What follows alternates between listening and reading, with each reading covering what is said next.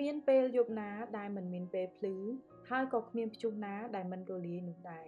ទុក្ខលំបាកប្រៀបដូចជារដូវកាលដែលគ្រាន់តែមកដើម្បីសាកល្បងភាពធន់របស់អ្នករួចវានឹងចាកចេញទៅវិញ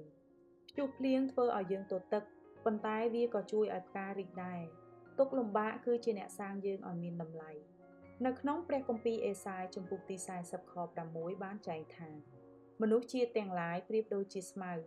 រីឯអំពើល្អទាំងប៉ុន្មានរបស់គេប្រៀបដូចជាផ្កាដែលដុះតាមវាលស្មៅអ្នកមិនអាចផ្លាស់ប្ដូរកន្លែងកើតនិងបញ្ហាអតីតកាលដែលអ្នកបានធ្លាប់ជួបនោះទេប៉ុន្តែអ្នកអាចកែតម្រូវទីតាំងដែលអ្នកកំពុងឈរ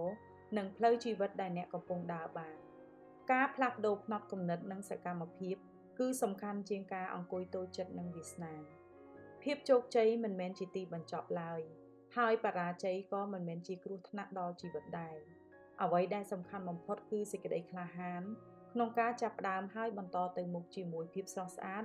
នៃជោគជ័យដែលអ្នកសាងដោយសមត្ថភាពរបស់អ្នក